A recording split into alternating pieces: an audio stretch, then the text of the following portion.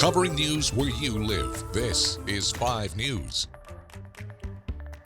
Well, thank you for joining us here on this Thursday for the latest news and weather where you live. I'm Joe Ellison. And I'm Tiffany Lee. Arkansas lawmakers are working to come up with a recommendation on how the state should fund schools for the 2025 and 2026 school years.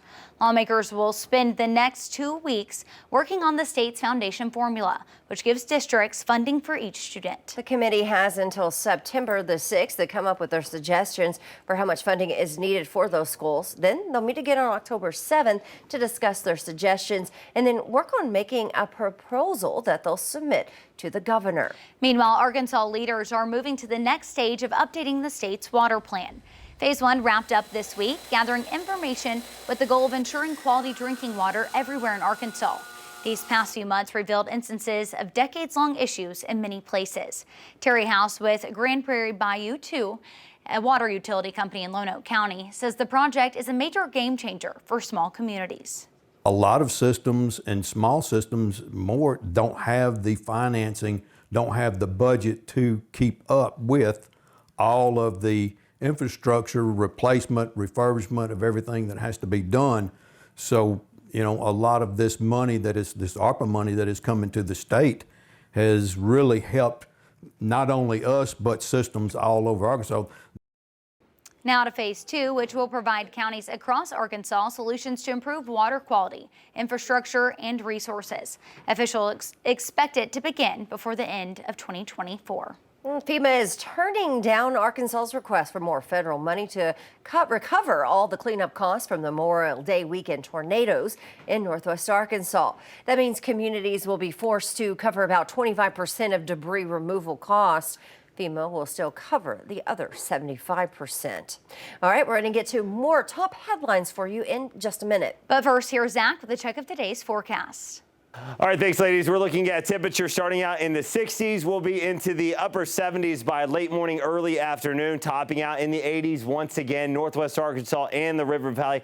Fantastic stretch of weather, but it's coming to an end. Today's the last day to enjoy these 80s, a low humidity, and east breeze. South winds will start coming back Friday afternoon, and that'll continue through the weekend. Ridge of high pressure expands over us, and that's just going to promote a hot, humid air mass rolling back into eastern Oklahoma, western Arkansas for multiple days this weekend into early next week. So soak it in. Again, today's quiet. Tomorrow morning, very comfortable as well. Another round of some 60s with a few 50s possible. Ladies. All right, thanks for that, Zach. As classes begin at the University of Arkansas this week, students all around campus are getting used to adjusting being away from home, some in dorms and some in apartments. 5 News reporter Lauren Spencer tells us the rapid growth in the city and on campus means more housing options are in store.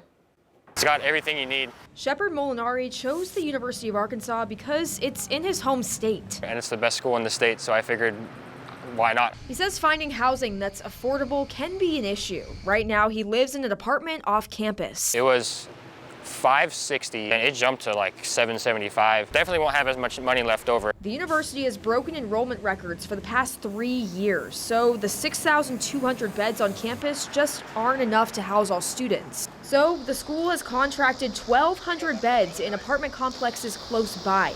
This year, they rented out the entire Cardinal complex for freshmen, which used to be off-campus student apartments. We did that because so many people want to come to the University of Arkansas, and we really do have a mandate and want to house every first-year student to give them that special first year, literally across the street from campus. And we have RAs there as well. And even with all those beds, it's still not enough to accommodate everyone.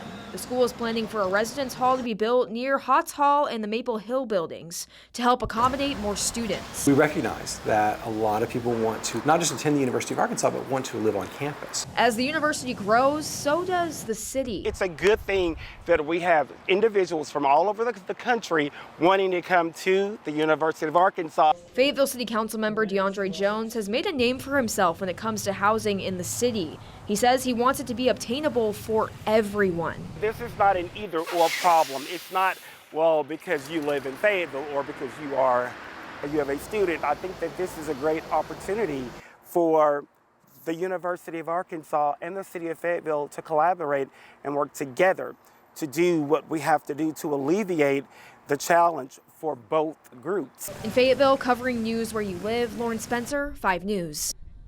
Thanks for joining us for the latest news and weather on this Thursday. Catch up with us again tomorrow, right here for more. Have a great day.